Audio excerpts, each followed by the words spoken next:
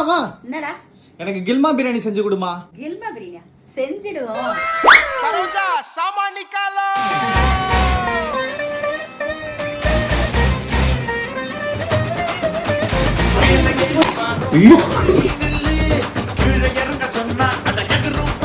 அங்க என்ன வித்த காமிச்சிட்டு இருக்க? ஆன் பண்ணு.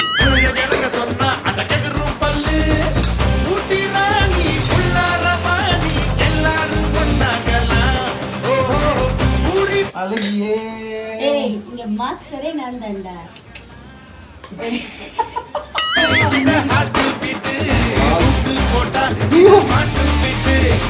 செஞ்சது நானு.